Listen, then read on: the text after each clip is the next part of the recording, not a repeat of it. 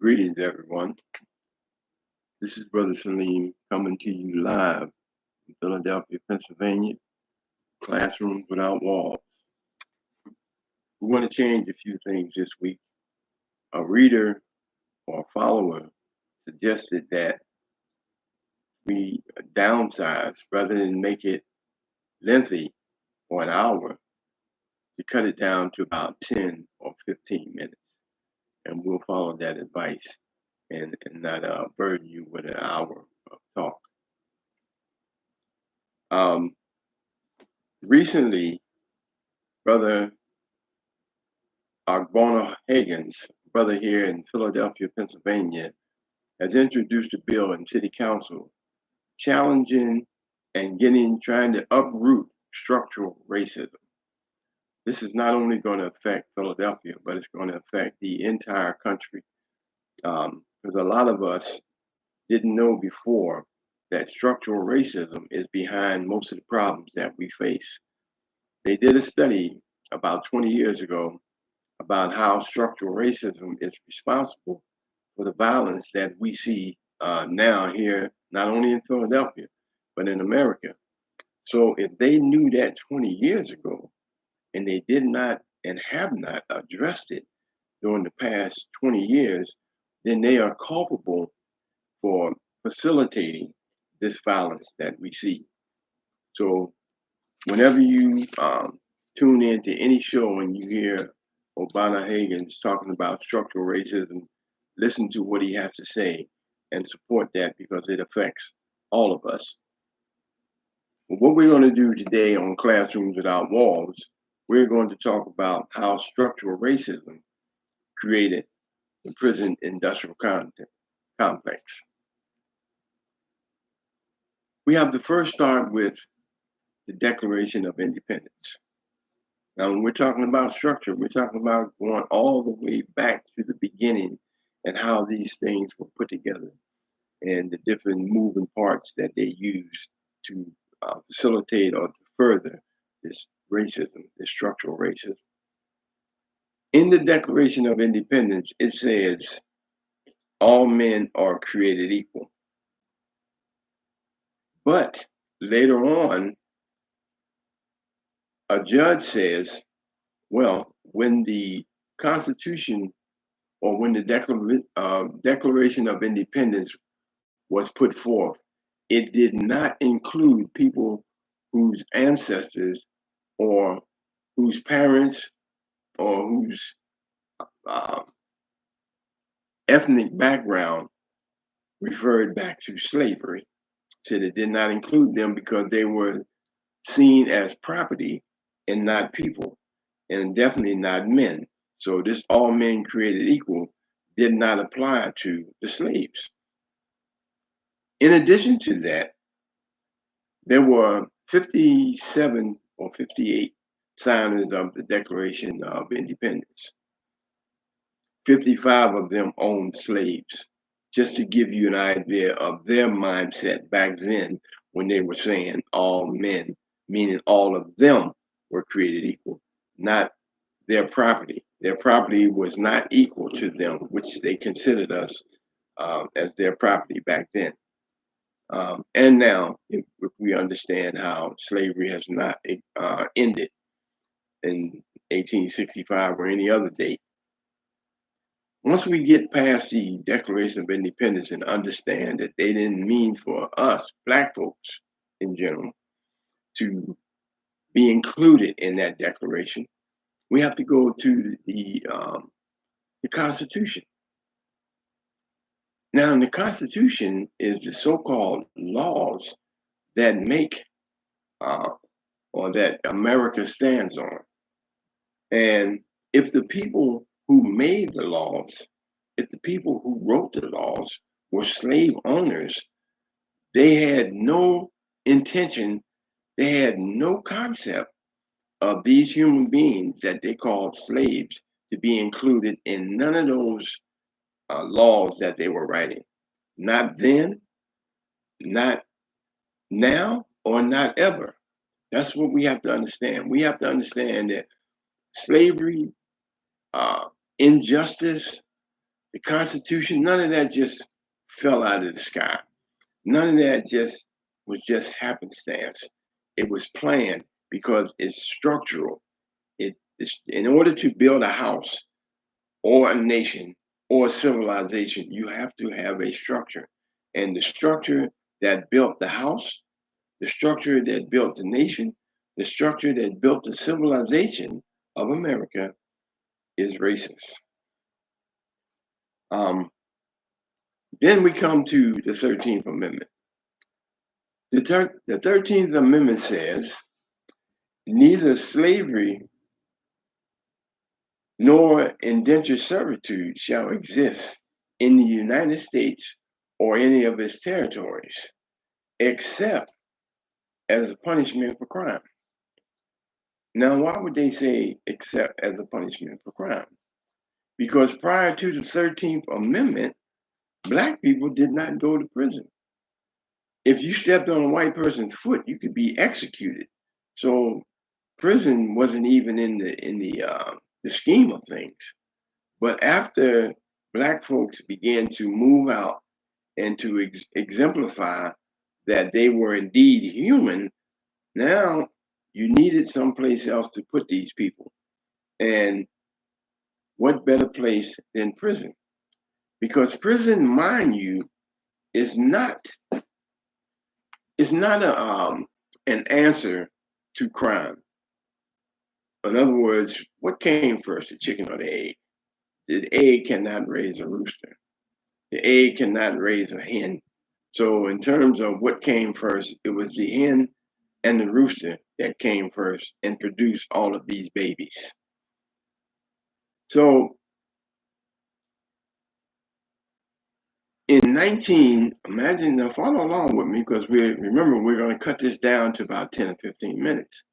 And it's going to be a series. So things that you don't hear today, you may hear next week, or you might hear tomorrow, depending on when we broadcast the next session. But what we want to do is establish a link that continues from session to session. And let's jump to 1953. In 1953, Black men, well, there was very few women in prison then, but Black women and men were only 12% of the prison population. How then did they become 60 or 70% of the population now? Because it's deliberate. There is no such thing as accidents. And particularly when you're talking about Black folks and you're talking about prison, you have to understand that this prison system and these overwhelming numbers of Black people being in prison, it just started happening in the 60s because the United States is run by 3 branches of government: the legislature, the judicial, and the executive. Well, dealing with the latter, or the executive, the president set the tone. President Nixon set the tone when he came into office in the 60s, more or less to clean up those people who were out in the streets rioting and who were out in the streets being angry because they had murdered Dr. Martin Luther King. So Nixon says, we're going to declare a war on drugs. What do you mean declare a war on drugs? You're not declaring war on those who are bringing it in the country. You're not declaring war on those who are selling it. You're not declaring war on those who are manufacturing it. What do you mean they're declaring war on drugs? And what we see as the end result was that they declared war on the inner cities. After the president comes the legislature. The legislature began in the 60s and the 70s to pass legislation to increase the number of years that a person spends in prison. And along the way, they might sacrifice. A police might get killed. So they use that as, we really got to keep them in prison. But this is a guy that just got out of prison and he killed the police. So everybody after him that does the same thing or anything similar needs to stay in prison for a longer period of time. That's how the legislature operated, and that's what they did, began to put more stringent years in place that black men would spend in the penitentiary. Now the judicial, come on with the judicial.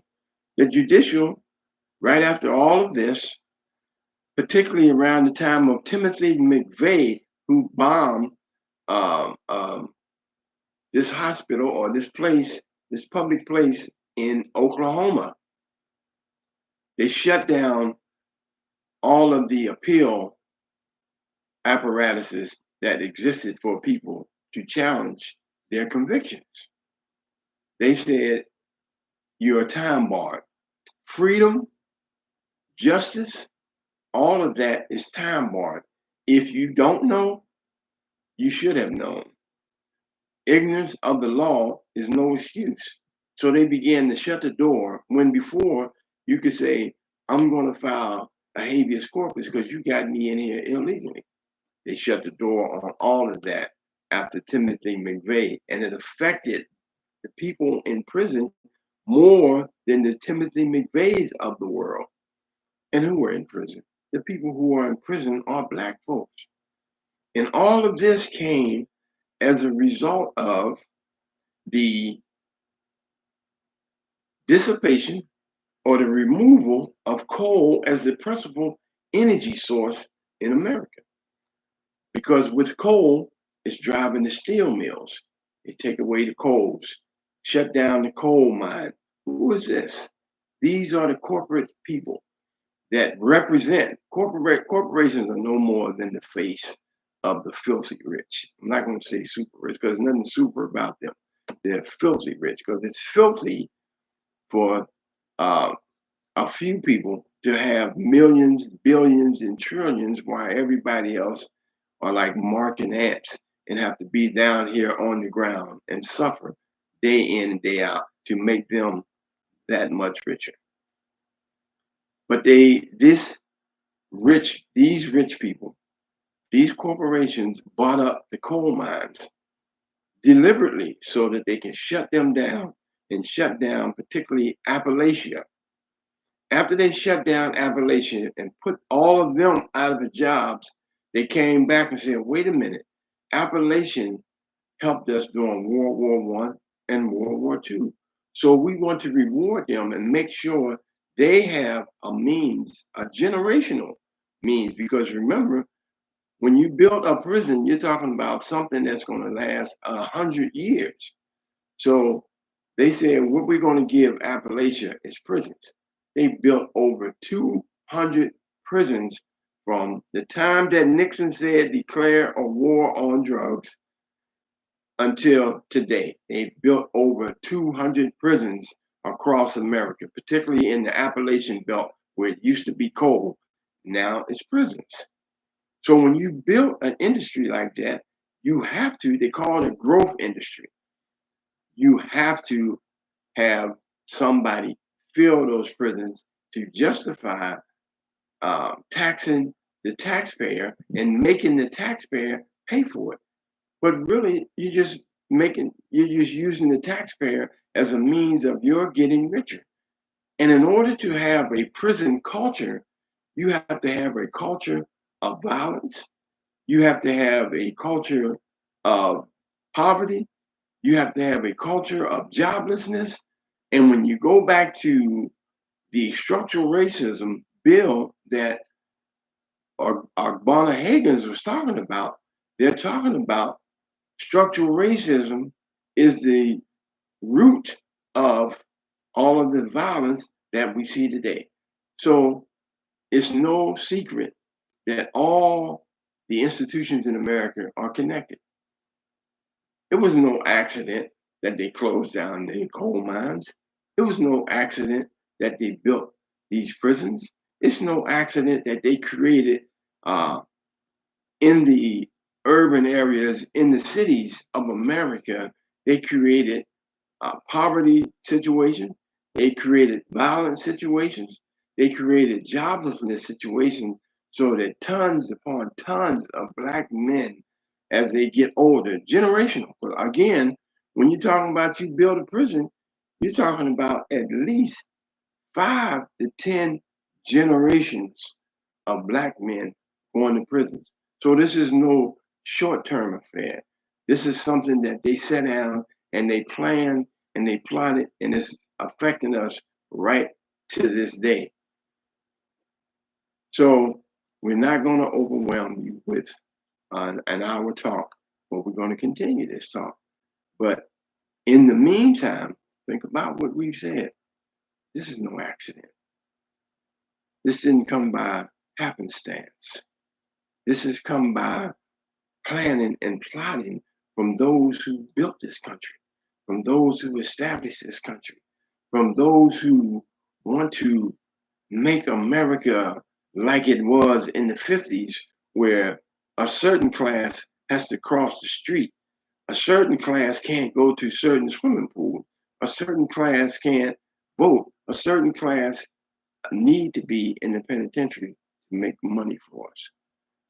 So with that in mind, we're going to hold it right there, and we're going to continue the next time. Until then, remember that all of this is a result of structural racism. This is Brother Salim. Peace out.